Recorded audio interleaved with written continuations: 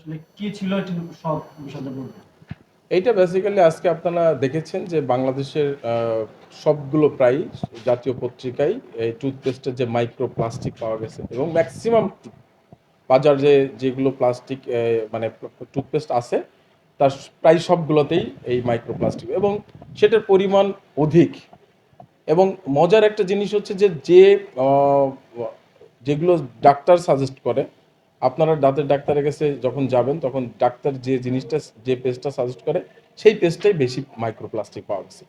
এবং সেটা আমরা মনে করেছি যে এটা দেহের জন্য, একটা মানব দেহের জন্য এবং পরিবেশের জন্য অত্যন্ত ক্ষতিকর। আরেকটা জিনিস আপনারা দেখবেন যে বাজারে যে ৬টা বাচ্চাদের জন্য, শিশুদের জন্য যে ৬টা প্লাস টুথপেস্ট আছে তার ৪টিতেই এই ধরনের এবং একাধিক।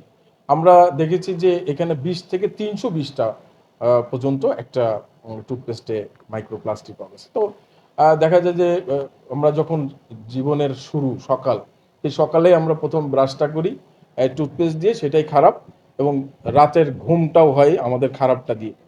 সো আমরা একটা তদন্ত কমিটি চেয়েছি, যে ইন্ডিপেন্ডেন্ট একটা তদন্ত কমিটি, সেই তদন্ত কমিটি তদন্ত করার পরে দেন আমরা যদি দেখি যে এটা শরীর মানুষের দেহের জন্য এবং পরিবেশের জন্য ক্ষতিকর, তাহলে আমরা সেটাকে গভর্নমেন্টের কাছে আমরা বলতে পারি যে এটা বাজার থেকে তুলে নেওয়ার জন্য বা এরকম কিছু আর কি।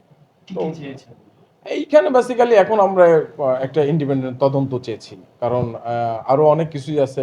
আমরা যদি সরাসরি এখন বাজার থেকে কোনো পেস্ট তুলে দিই বা সেটা চাই, সেটাও খারাপ দেখা যাবে, কারণ একটা সরকারি প্রতিষ্ঠান যদি তদন্ত না করে, তাহলে আমরা আমরা ১ মাসের মধ্যে একটা তদন্ত রিপোর্ট কোর্টের কাছে আমরা চেয়েছি যে ১ মাসের মধ্যে এই কোন রিপোর্টটা কোর্টে দেওয়ার জন্য। এটা? হ্যাঁ, এইটা আমরা জাস্টিস খিজির আহমেদ চৌধুরীর কোর্টে আমরা জমা দিয়েছি।